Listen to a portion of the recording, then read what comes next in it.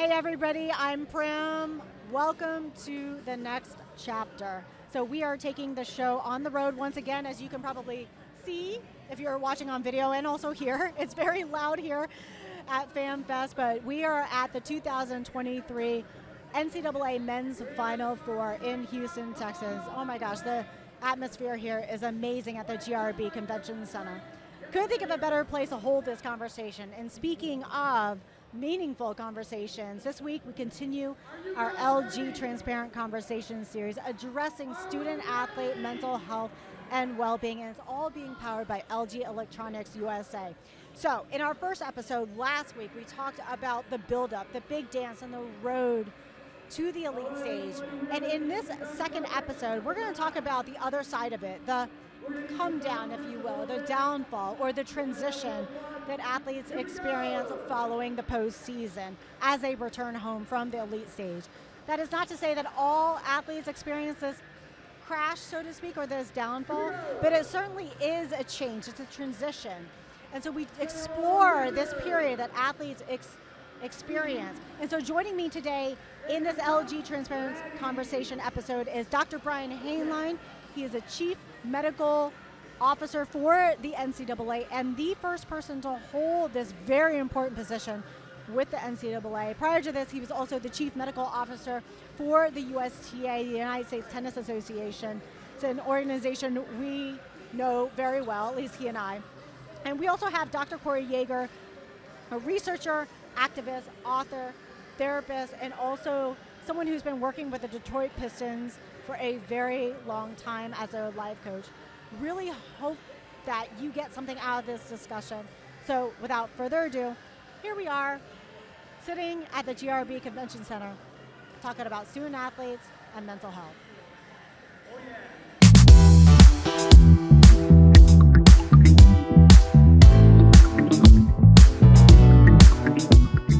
Oh my goodness. Well, I think we are ready to go. We've got our headphones on, we got the mics on. The mics are hot, which means no cursing unless you really have to, although we are a very casual atmosphere. Speaking of amazing atmosphere, I just see basketball everywhere. Basketball's everywhere. Fans are roaming. I mean, there's got to be hundreds, maybe even thousands here. The atmosphere is absolutely electric, so exciting. So we want to welcome all of you into our LG Transparent Conversations, a series addressing such an important topic, student-athlete mental health and well-being, something that's very near and dear to my heart, as all of you know. And it's all being powered by LG Electronics USA. So the basketballs, obviously, we're here for March Madness. We are here for the 2023 NCAA Men's Final Four in Houston, Texas, and the energy at GRB Convention Center is pretty amazing. Although, Dr. Hainline, I know you've been to, 11 tournaments, so this is par for the course for you, is it not? No, everyone's incredible. Yes, well, I am Prim Siripipat, your host and moderator. I'm going to be doing a lot of talking today, but I will step aside because we have two amazing panelists here today. But I have to say to both of you, as a former student athlete and Duke tennis player and also longtime sports broadcaster, but also now somebody who decided to be a masochist and return to school, but to get my doctorate in counseling psychology with the hopes of helping the athlete population. This is such a dream come true to be using our platform for such a good cause and to be engaging in this discussion. So it's an honor to be here, and thank you to you both for joining us today. So let's start off with Dr. Brian Hainline. Dr. Hainline is not only the Chief Medical Officer for the NCAA, but the first to hold this important position with the NCAA. And prior to this, he was the Chief Medical Officer for the USTA, the United States Tennis Association, an organization we both know. Which one have you been to more, the NCAA Tournament or the US Open? I think I've been to about 40 US Open events. I'll see you there at this year's US Open. But in Dr. Hainline's role with the NCAA, he is focused on promoting and developing safety and excellence and wellness for college student athletes all across the country. Obviously a very important position with a lot of responsibility. And of course, we have Dr. Corey Yeager, a researcher, activist, author. He's got a new book out. Gonna have to ask him to at least talk about, I told you should have brought your new book. I know, a lot going on. You're yes. I'll surely talk about it. Author, therapist, and also has been working with the Detroit Pistons as their life coach for many years. And in addition to those within the NBA, some of his other clients also include the Oprah Winfrey Network, the Smithsonian Institute, the Gersh Agency, and Lola Red. I mean, if Oprah Winfrey is one of your clients, you could just drop the mic right there. That is the queen. She is the queen. Yeah. It is. So this particular discussion marks the second of these two discussions that we are having here at the Final Four. The first one was about the crescendo, the big dance and the road to the elite stage. We had a wonderful conversation. Two of our panelists were student athletes, including Trace Jackson Davis, All-American and team captain for Indiana, and we also had Jarris Walker, freshman for the Houston Cougars, and they had a lot of insightful things to say, as well as our other clinician, Lisa Bontasumi. This particular discussion, we're going to talk about a lot of things, but the main focus is going to be on the come down, the decline. Sometimes athletes experience this crash, not everybody, but this crash or decline that we experience from the elite stage. And we designed this discussion to highlight the ebbs and flow of the season and also the student athlete experience. So first question I want to pose, I'm going to stop talking now. When you think about this period after the big dance, what are your thoughts that come to mind when you're thinking about the student athlete experience? Dr. Hainline? Well, it's very important to always put things in the context of transition. And so we can use words like decline, but I prefer to say, well, this is a transition to the next part of your journey. And when you're using language like that, you're focusing on the individual human being, sort of their soulful aspect of who they are. And yes, this competition is incredible, it's phenomenal, and everyone wants to win. But someone's not going to win, and so how do you incorporate that into the next part of your journey in life? And that's the mindset we really want to get the athletes to focus on, that this isn't the ultimate, this is one part of many things that are going to be incredible in your life. Mm-hmm. Yeah, I think to Doc's point, one of the things that I think about is all of these teams come. You have 64 teams that begin down to 32, Sweet 16, Elite 8, and then here finally at the Final Four. So that means there's only going to be one team out of all those teams that go home with the last game being a victory. So that's tough. That's tough. And trying to prepare yourself as athletes for that end, hoping that you're that one team, but knowing you may be more likely to be one of those 63 teams that doesn't end in victory. So one thing as a therapist that I think about is the grief and loss that is associated with the ending, right? That's a level of engaging grief and loss around the end of that season or the end of your career if you're a senior. So I think there's a ton of different things that these players are thinking about, many of them positive, but some of them not so positive. So how are we supporting them through that process, I think is really important. Both of you bring up such excellent points, and Dr. Hainline, I appreciate what you said about the transitions, because you're right. I mean, it's the natural course of any athlete's career. You know, it's part of the season. Of course, we're seeing seasons now kind of going all year round, but within the context of college basketball and some of these other sports, you do have maybe a 10-month season, so to speak. But Dr. Yeager, you mentioned that grief and that loss, and that I can connect with that because I remember as a student athlete, the moment the season ends, it's just kind of like, okay, we don't have practice anymore. We have at least a little bit of a break for us tennis players. We always had the NCAA individual tournament afterwards, but it's just this weird feeling. It's like, okay, we don't have we don't have practice anymore. We don't have strength and conditioning. We don't have as many team meetings. And so regardless of whatever happened, whether or not you met expectations, there is that sense of loss. Yeah. And I would imagine maybe that's why athletes do experience this so-called crash. Again, not every athlete experiences, experiences it, but I certainly did, because it's like, wow, what now, and what happens? And I think athletes are prone and seek structure, right? From a young age, we have practices and we have season and in-season and off-season. So the structures that are set up for athletes are really important. So when the season comes to an end, that structure goes away. It may be just for a brief period of time, but it goes away. So how are we supporting them to kind of think through what that may look or feel like when the season does come to an end?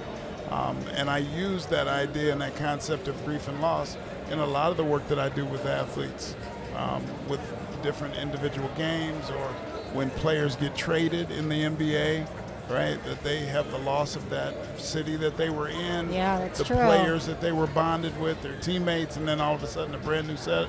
So I think there's a lot of connections to mental wellness in that journey.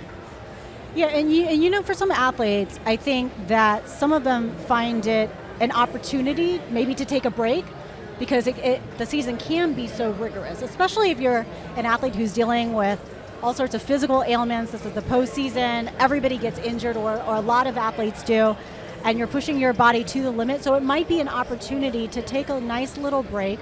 But for other athletes, maybe they find, again, it's that dip, and also going back to the academic demands too. I think oftentimes sports fans forget that they are a student first and they're an athlete second. But you know, when the postseason comes, I mean, my gosh, they're missing class. They're missing opportunities to work on their homework assignment and all these other things. So it's certainly a balancing act. So as we're kind of hashing all of this stuff out, Dr. Hainline, anything come to mind in terms of what Dr. Yeager was saying in terms of we can provide structure, or what are some strategies and interventions that athletes might be able to use as they go through this transition?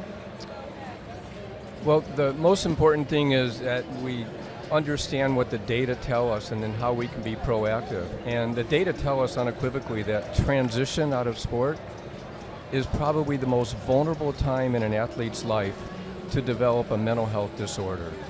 And so understanding that, how do we arm the athletes in a community that we're preparing them for that transition? And one of the other things we understand, and it's interesting how you said, you know, we are students first, but we understand also that a lot of athletes identify as athletes first.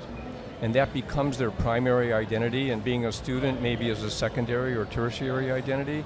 And those that identify as athletes primarily, they're at much more risk for transition out of sport. So what we really need to try to do is to empower athletes to understand who they are as human beings, and that their identity is not being the athlete, their identity is a human being who is an athlete.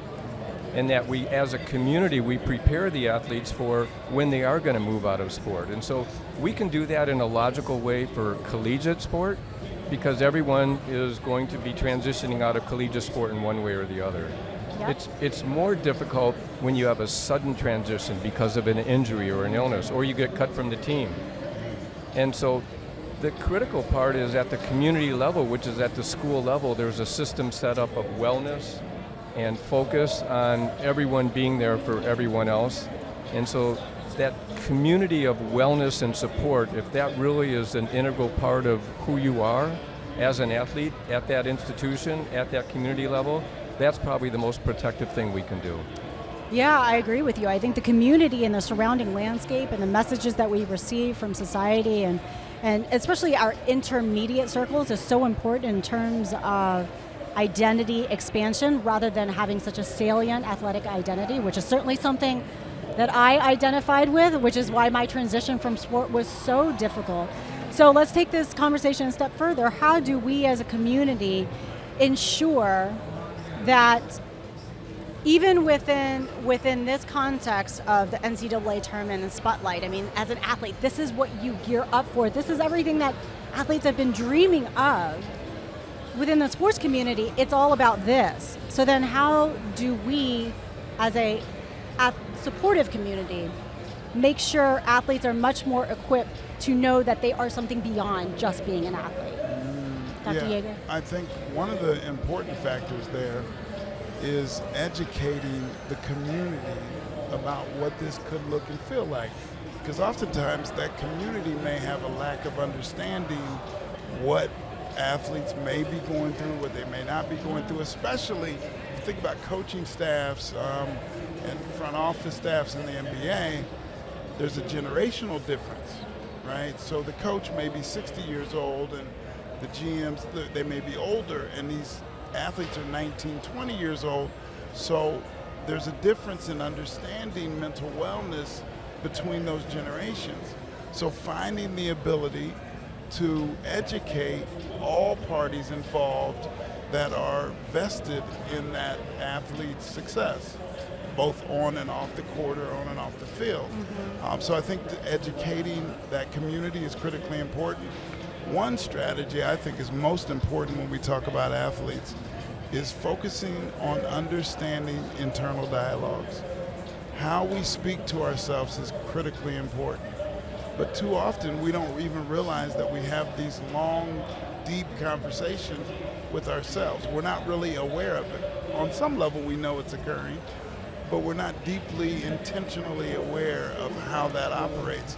So educating all parties, athletes, community, teams, around what this internal dialogue looks and feels like, because whatever that dialogue is really the journey that you're probably traveling. So if you can shift that, if it's a negative dialogue that I am having with myself, if I can begin to first understand and become aware of it, I think that's the first step. And then I can impact that journey by moving those negative thoughts, feelings, conversations, and dialogue that I have with myself into a more positive space. I think that is a strategy, and I think it's a cornerstone strategy that athletes need to get a hold of, because that can help move that journey in a more positive way, especially in those transitional times, right? As I transition to the end of the season, as I transition from my sport into being just a quote-unquote regular person, right? How I have that discussion with myself will help me or hinder me. So I think that's a critical understanding that we need. Yeah, enhancing that positive inner voice, if you will. Yeah, one of my favorite things to do is journal, and that's my way of kind of keeping track of my inner voice. It's something that I do every single morning. It helps me engage in the reflective process and also enhances my self-awareness, and something that I try to encourage with the clients that I'm working with, if that's something that they feel like they want to do. Dr. Hanline, yes. And the research tells us in the psychological realm, therapeutic realm, the more often that we can get these feelings and emotions out, right, it relieves pressure around those situations. So journaling, speaking to someone, what is that doing? That's allowing me to get rid of any of those negative feelings or thoughts that I may be having. All too often, I think the struggle is that athletes are almost more prone to hold it in, right? Because they don't want to be vulnerable, especially at I think about not just the NCAA level, but at the professional level. If I share my struggles with anyone, that could be a mark on me. That could be a mark against me. So I won't do it. I'll hold it back. And we know that just boils and bubbles inside, and I don't have an avenue in which to get it out. But even if I don't want to share it with someone else, journaling, being able to write those thoughts and feelings down is a release, is a relief. And I think that's one of the things that's really important for athletes. Yeah, we were originally talking about, just this decline, and then it evolved into a conversation, a subset of athletes who are transitioning out of sport, right? Because there's multiple subsets and groups of athletes after they go to the postseason. Some of them are going to be returning. One of our other student athletes that joined our panel, he's a freshman, Jarris Walker. So he's going to be back hopefully next year, with the Houston Cougars. But for somebody like Trace Jackson Davis with Indiana, he's most likely going to go and join declare himself for the 2023 NBA draft. So that's going to be his transition, but he's hopefully going to be playing more basketball. But for most student athletes, including myself, the rest of the 98%, of the seniors, that's going to be it for us. So what kinds of things when we're talking about student-athlete mental health and well-being, and for that group that's going to be leaving sport, we've talked about identity, we've talked about other strategies involving that, improving our self-talk. Anything else that comes to mind, Dr. Hainline? Well, I wouldn't put it so much just on the student-athlete. I think really this is an opportunity to engage and say the entire culture needs to change. And there are sort of 4 pillars to this culture. One is from a top-down approach, so let's say at a school, it starts actually with the president. The president says that mental health matters on this campus for students and student-athletes. And in the athletics department, part of that top-down is that the athletic director says this is what matters. And then the second pillar is the coaches. The data tell us that coaches are the single most important influence on an athlete's life. And if the coach has an attitude that your wellness matters, and that if you have a mental health symptom or a mental health disorder, that should be equally treated as if you have an ankle sprain. So that messaging is very important. The third is that the student athletes actually support one another. And it's sort of like a bystander effect, that if they're really trained to understand that when someone's being more withdrawn or someone is acting differently, that it's okay to intervene and say, hey, what's up, and that there's that natural support system. And the fourth pillar is that every athlete knows where to go, where they can receive culturally sensitive mental health care. And if you have that, and that's built in at every single level, at every school, and then you multiply that, that becomes a societal change. So that's sort of one important thing. And then I'll go to the self-talk. I'm going to use a tennis metaphor. I love it. I'm down for tennis metaphors anytime. So I actually did a weekend crash course on mental toughness in tennis. And it was all about the inner dialogue that we have. And so you can, you miss a shot, you miss a point, and you say, oh man, I'm so terrible, or I can't believe what a jerk I am, and this and that. And the whole thing was to turn it around. So, okay, so you're down 6-2, 3-1, 40 love, and before the point you say, isn't it incredible that I have an opportunity to do something different right now? And if that becomes your self-talk, that's a metaphor for all sorts of things that happen in your life, and say, this is really bad that such and such happened. There's a grief, there's a loss. That's right. But the grief and loss become an opportunity for how, as human beings, we dig into that creative part of our soul, and we have a different outlook, and our journey changes. And the journey is defined by something more creative and magical, and not by the numbers, not by the win or loss, but by who you are as it's my favorite expression, as a soulful human being. It is all about the process, right? Rather than just the end game or the results or what manifests from it. It's always about the journey and the process. I was laughing when you were talking about when you use the tennis analogy, and the book that comes to mind is The Inner Game of Tennis. I'm sure everybody knows that. In and around tennis, it's such a fantastic book. But I'm also laughing because tennis players, Dr. Yeager, I don't know if you know this, but tennis players are infamous for being out on the court and just having weird dialogues with themselves. I mean, you would see me out on the court and being like, literally having a full-blown conversation with yourself. And my husband, as I was going through my media career, and my husband was like, is it normal why do tennis players just full stream talk to themselves? I'm like, yeah, because A, you're by yourself the entire time for about 2 to 4 hours, and you have to learn how to be your own coach. So if you're alone, you manufacture company. So that's why we talk to ourselves. And I still do it till this day. When I'm like washing dishes, especially now with kids, I'm like, okay, well, it's time to do this. And where are we going to go? I don't know. I forgot the salt. We got to go this. And it's like, anyways, we digress. I digress. But when you were talking about the inner dialogue, that made me laugh, and it brought back some hilarious moments of myself. What you were talking about in terms of the 4 pillars, there's so much to tackle with that. But you are right. It's about the top-down approach. It's making sure that psychoeducation. Dr. Yeager, before we hopped on the set, you were talking about the importance of psychoeducation and integrating all of this stuff and making sure the community and support system is armed with the information so they can pass this forward to the athletes, right? It's not just about the athletes. The both of you have so much experience in current positions where you are working hand in hand with people who are in charge. And we still yet live in a society where there's so much work to be done in terms of tackling, destigmatizing the mental health landscape. So when you're trying to work rather than against the system and work with the system, how do you do that? What kind of advice do you offer for somebody like me who's now entering the clinical space to learn how to be an activist to instill change and make sure our community has some of those elements that you're talking about? Yeah, I think a word that comes to mind is reframe. That we have to reframe how we are experiencing the support of mental wellness, especially in the sports realm.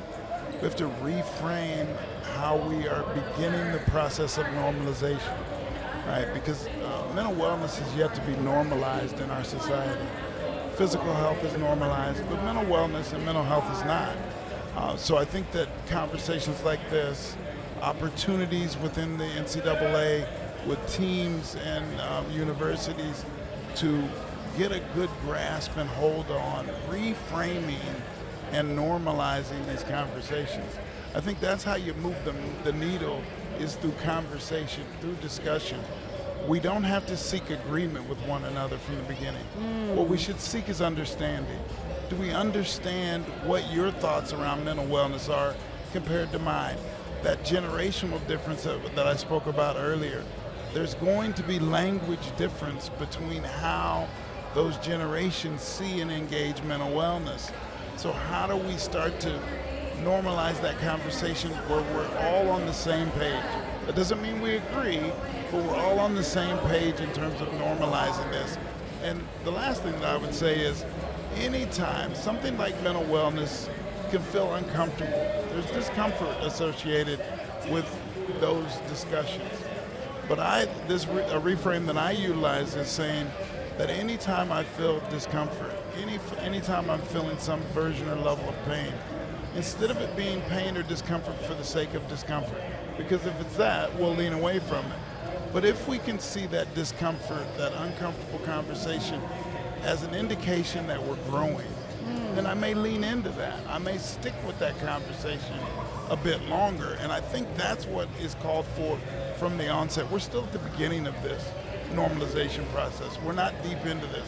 So if we can say, hey, it's going to be uncomfortable, that we talk about and figure out ways in which to engage, but that should be an indication that we're growing, we're getting better. And if we can stay with that and maintain that level of conversation, we can move the needle. Dr. Hainline? Well, I agree 100% with everything Dr. Yeager said, and I would add something in addition to that. And I would use data to help coaches understand the importance of mental health. So what are some of the data that we have that's unequivocal? That if you have a mental health disorder, it actually will predict a musculoskeletal injury. If you suffer a musculoskeletal injury and develop depression and anxiety, that will predict that you're going to take longer to heal. If you have a perfectly reconstructed ACL from an ACL surgery, and you develop an anxiety disorder postoperatively, regardless of the fact that it was perfectly reconstructed, that will predict a failure of that surgery. If you have a sleep disorder, that will predict the development of a musculoskeletal injury more than overtraining will. And then finally, if you have a mental health disorder, that will predict poor performance more than if you don't. So if coaches are armed with these kind of data and understand that mental health actually has a huge impact on physical health, on performance, then every coach in the world is going to want to say, well, I have to make certain that part of the normalization of what we're doing is that we're addressing mental health in the same way that we're addressing ankle sprains and ligament sprains and this and that. And so the whole culture shifts, that becomes critically important to your performance and to your overall well-being and to really the minimization of injuries. And Doc, I think that's an important thing, because what coaches are interested in are things that will help move their team in a positive way. So if they can grasp an understanding of that connection, right? What is the connection to supporting our players in terms of mental wellness?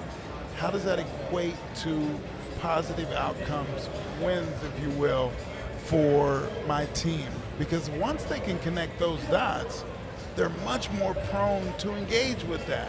They're much more prone to call for mental wellness support for their team. But that lack of understanding, if there's a gap in that understanding, they may have a tendency to lean away from, right? Sometimes they'll check the box and say, well, I have to hire someone, but I won't utilize that resource. So there's many spaces that will hire folks to come in and do mental wellness support, psychological support, but they may not necessarily utilize that space in a positive way because they don't understand it. And that's why I talk about the importance of psychoed, right? Oftentimes we have these high-level athletes. They're sharp. They're very smart. These coaches are very smart.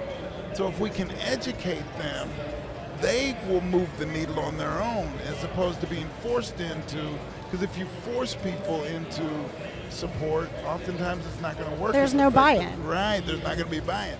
But if they can understand it, I think it changes the trajectory. There's got to be buy-in. And I understand from the coach's perspective, if you're like, I don't really understand, like, my job is to help these athletes perform, and also my goal is to win. But if I can't connect the dots and see how this relates to what I've been hired to do and understand this bigger picture, there's not going to be that buy-in. It's almost like when you're working with an athlete, we're talking about the psychological impact of injury on athletes. In order for them to really buy into the rehab process, they have to understand the importance of it and how that's going to, including rest. But if they don't understand why they have to do something, they're not going to understand the significance of it. That's right. So kind of bringing it back to not just the discussion that we're having right now, but also the other panel that we had prior to this. And I kind of said, people listening here or at home might be like, well, why are you talking about well-being and mental health at the NCAA tournament? Because we're talking about performance, right? Or why would we, in this particular discussion, why would we care about the road away from the big dance? Because, that's not necessarily relevant to the student-athlete experience. But what you just mentioned, the physical, the mental, the psychological, the emotional, the spiritual component, all those things are really, they intersect and they intertwine. Because as much as we would like to, we can't separate the person from the athlete and the athlete from the person. No. We can't compartmentalize. I tried to. I thought I was. And then many years later, I realized I couldn't do that. Who I am on the court is who I am as a person. And so maybe spreading that information around might create more buy-in from what you all were talking about with the community and the coaches and them understanding, oh, I see. So if we invest in the person, now we're investing in the athlete. Yes. It's that holistic approach, right? That holistic understanding the whole athlete is critically important. I've worked with a number of coaches, one that's in the NBA that does a lot of work, and he came up with the idea and the concept of holistic coaching, that I shouldn't just see the athlete and train only those techniques and skills on the court, but I must see the whole entire athlete. Who are they as a family member? Who are they as a husband or wife? Who are they as a brother, right? All of these connections that play a factor into who that person is. And if one of those pieces is off, if they're struggling with one of those elements, it's going to show up in their play. It's going to show up in their day-to-day. So that holistic approach to what you spoke about, Prim, is the critical cornerstone of how we move that forward. I love that. Holistic coaching. I've never heard of that. Yeah. Dr. His Hainline? name is J.D. Dubois. He's a heck of a coach. And he's got this holistic coaching approach that's really, really cool. And I think, this conversation needs to go to the entire public. It's a societal conversation. And so, like Dr. Yeager, and I've had the privilege of treating thousands and thousands of elite athletes at the collegiate level, the professional level, the Olympic level. And when you're in that privileged space, you understand that you're dealing with a human being who has the same concerns as every other human being out there. And when they get hurt, they feel it. When they have a breakup, they feel it. When they're in financial distress, they feel it. Yet what we tend to do as a society is we treat these athletes, we objectify them in the worst way of using the word objectify.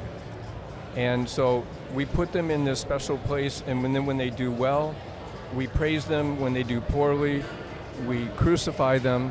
And that's carried through even more so on social media in a way that has become really, quite frankly, very dangerous. And so we need to understand that these are human beings, that it's our collective job to be there with them and not to just sort of judge them from how they do on the court or off the court. And it's gotten to a place where in social media, if a player does poorly, a player loses a singles match, or a player messes up on a team component, that they'll get all of a sudden 10,000, 20,000, 100,000 negative posts that are really quite demeaning. And what we're doing is that's harmful behavior, and so we need to, first of all, protect our athletes and let them know that that's not who they are, and we really need to have much better social media strategies. But going out there as a society, we just need to look at sport differently and understand. I know I've said it 5 times, but these are human beings just like you and I are human beings, and everyone around here in this great stadium is a human being, and it's sort of our duty to really protect one another.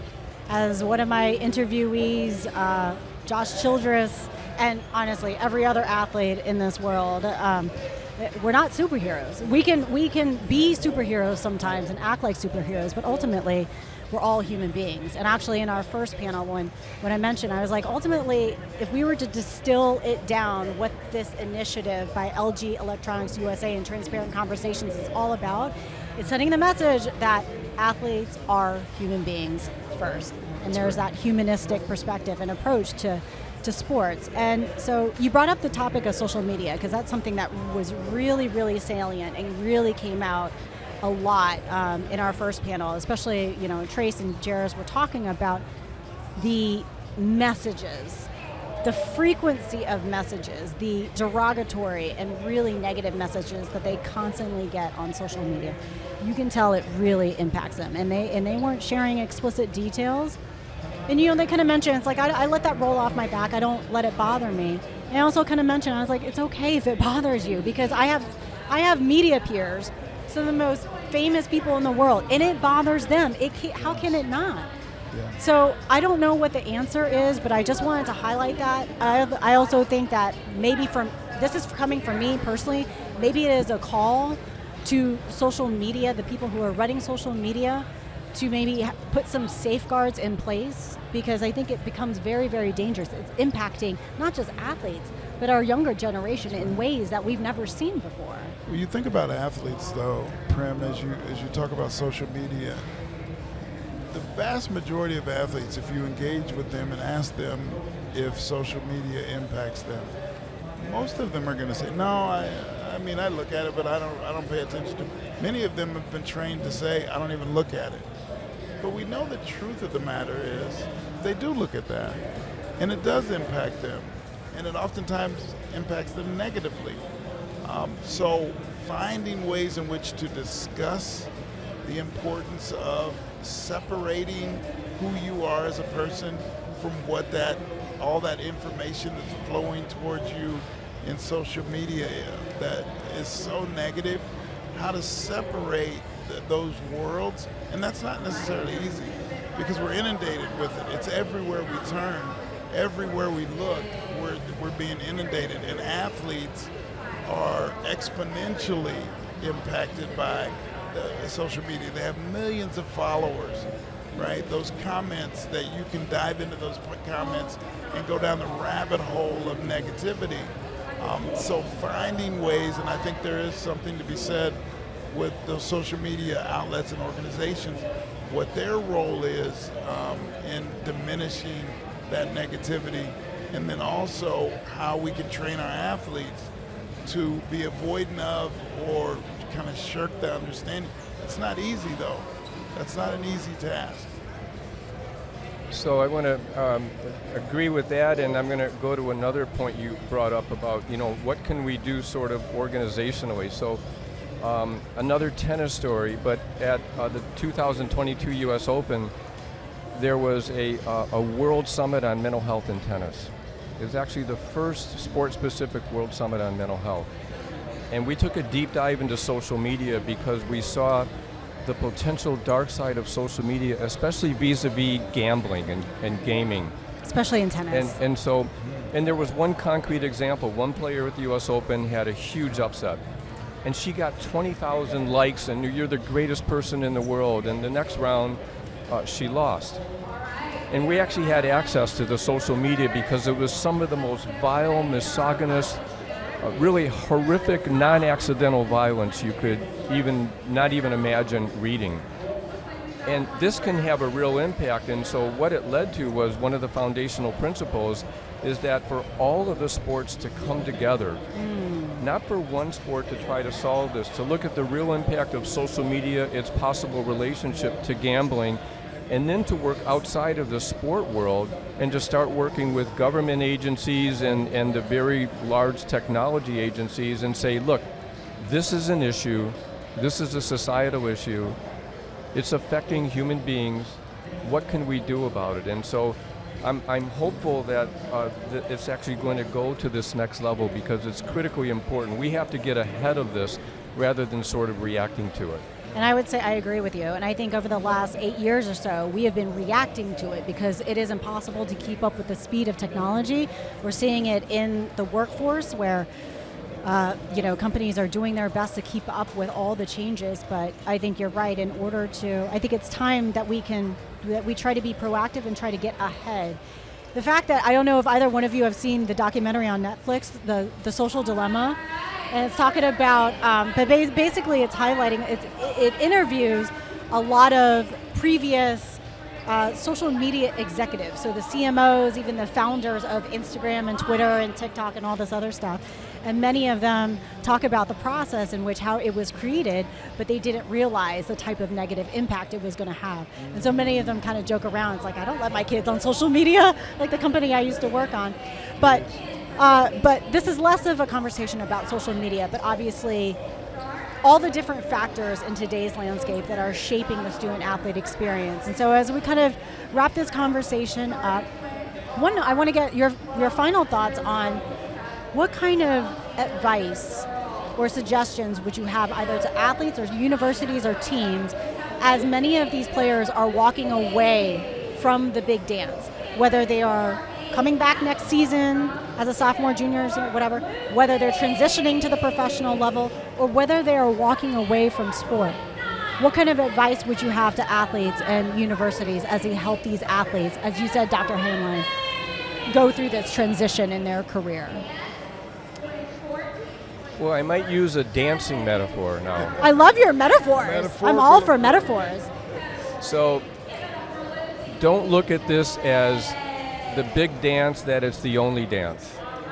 This is a big dance, but there are going to be a lot of dances. And actually, there's going to be so many opportunities to dance many different steps. And so you again come back to your human journey. And the human journey doesn't end at the NCAA championships. That's one important aspect of it. But look at all the opportunities you're going to have to dance for the rest of your life. I love it. And so maybe my next dance is the salsa, the biggest dance of my life. I love it. One thing that I think about, a couple things, is reminding those players that this is just one aspect of who they are. There's many, many other aspects of who they are as a human being, but oftentimes they're not reminded. They're reminded consistently and constantly of the athletic aspect of who they are as human beings, but no one else is talking to them about those other pieces. So as they transition away from basketball or tennis or whatever sport, or even just transitioning away from the end of a season, realizing that there are so many other pieces to who they are. And then I think a point that I talk about in the book is, do you understand your genius? We all have genius, all of us do. But oftentimes we don't recognize or nurture those aspects of our genius because everyone else has told us that you're going to be a superstar basketball player, right? That you're going to be a superstar tennis player. And we don't nurture those other aspects of who we are. So reminding people to think about, so what else am I? What else do I love? How do I build that out? Because you can build out those other pieces of you all along, all the way as you develop that sporting side. So developing all pieces of that person is critically important. And how do we intentionally remind our athletes that they are more than that ball, that sport?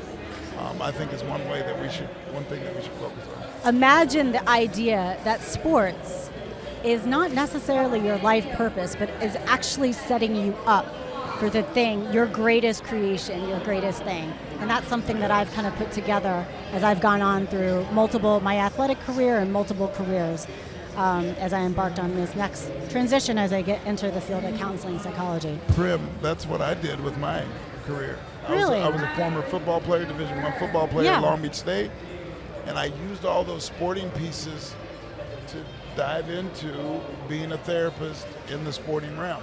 So that football set me up for what I'm doing now, right?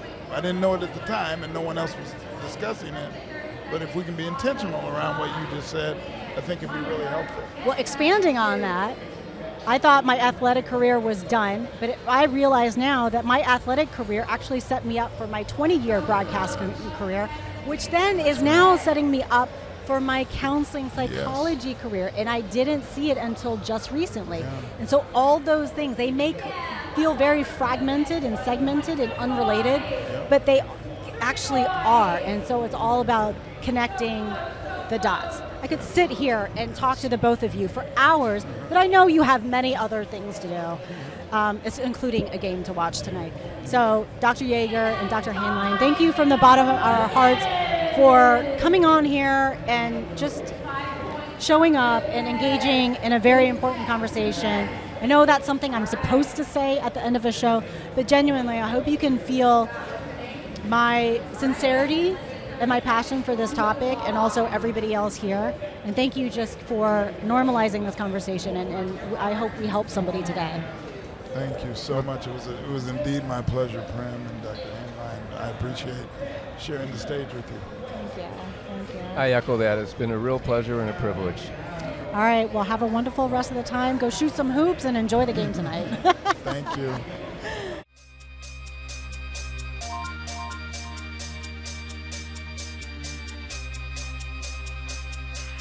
Really hope you enjoyed today's discussion and the special NCAA Final Four episode of the LG Transparent Conversations series. And it's all being powered by LG Electronics USA. Can't thank them enough for just including me in these important discussions. It is honestly a dream come true to use my broadcasting platform for such a good cause, and hopefully we are helping normalize this conversation regarding student-athlete mental health and well-being. If you want to catch more episodes of The Next Chapter, you know where to go. Check it out on all the different platforms, including YouTube, where you can watch this entire episode. I'm Prim Siripipat, and we'll see you guys next week.